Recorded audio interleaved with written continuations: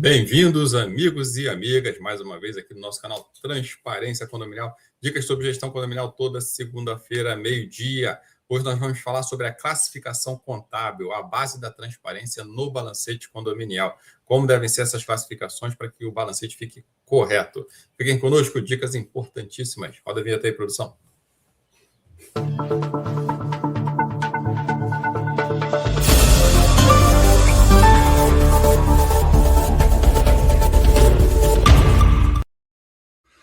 Olá, sejam todos bem-vindos mais uma vez ao nosso canal Transparência Condominial. Toda segunda-feira aqui eu, Sérgio Paulo da Indep, Arnaldo Dias da Menas de Auditores, trazendo dicas importantes, né? Não se esqueça de se inscrever aí, ativar o sininho, né? Para ficar sempre atento às notificações.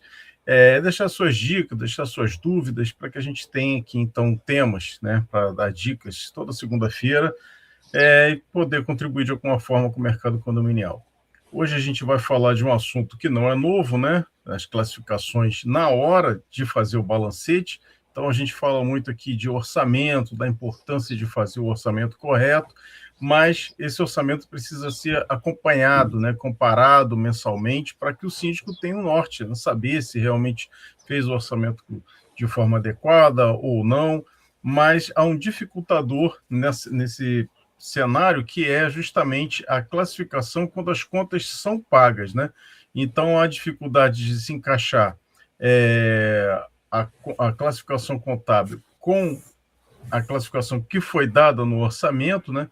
E aí começam a ser criados, então, outros grupos de contas, outras compras, ou até classificar de forma generalizada, como outros, diversos, né? Então, aquela conta fica inchada, acaba tendo contas que não são realizadas, porque não se encontra uma forma de classificar a conta naquele grupo, e aí fica o orçamento um pouco distorcido.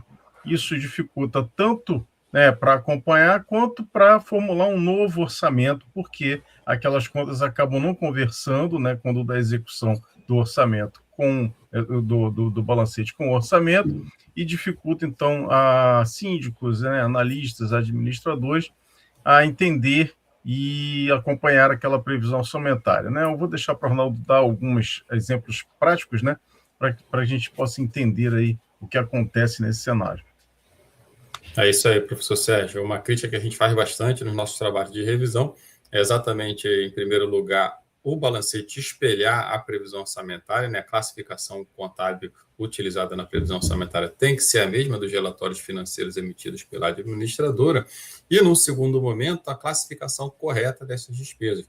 A gente acaba vendo bastante confusão, por exemplo, na classificação entre contratos. Às vezes tem contas, né, uma conta sintética de contratos e uma conta sintética de manutenção. A gente costuma ver bastante erro nesses casos, né? Sabe se aquele contrato ali de manutenção se vai jogar no grupo de manutenção propriamente dita, ou se aquela despesa, aquele pagamento daquele fornecedor está dentro ali da classificação sintética ali de contratos, efetivamente.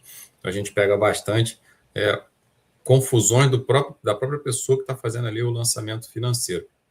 E a outra questão é, por exemplo, a classificação de impostos. Muitos clientes ali, muitos administradores não possuem, né, aquela conta diferenciada para fazer a retenção dos impostos. E aí acaba jogando o líquido daquela nota fiscal, o pagamento líquido daquela nota fiscal na conta ali da despesa. E aí vai ficando, notoriamente, a despesa classificada vai ficando inferior ao efetivamente contratado. Então, isso também dá uma distorção. É importante porque essa planilha da execução orçamentária, esse acompanhamento da execução orçamentária, primeiro, como o professor Sérgio falou, dá um norte para o síndico, né, se ele realmente está gastando aquilo que foi previsto, se ele vai ter que fazer algum ajuste ali ao longo do período. E a outra questão, quando chegar para fazer a previsão orçamentária do próximo período, ele usa essa base pretérita, nessa base do ano anterior, para já ter alguma informação para fazer a próxima previsão orçamentária. E se essa base estiver incorreta, por exemplo, como esse exemplo que nós demos, a classificação ali da despesa total está menor do que efetivamente o contratado, ele pode ali acabar criando uma distorção já para o próximo período. Então, são exemplos aí de como a classificação contábil correta é bastante importante. E nossos trabalhos de revisão, a gente está sempre realmente atentos a isso e indica ali ao longo dos meses, principalmente na auditoria preventiva, as classificações que foram feitas incorretas e as correções que devem ser feitas para que o demonstrativo fique realmente espelhando a realidade. Fala mais um pouquinho para a gente, professor Sérgio. É exatamente isso, né? O síndico tem que estar sempre cercado de profissionais que o auxiliem, né?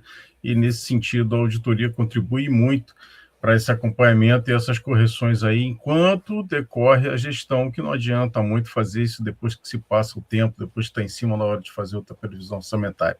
Quero agradecer quem ficou até aqui, né? E até o próximo vídeo, segunda-feira tem mais. Um abraço.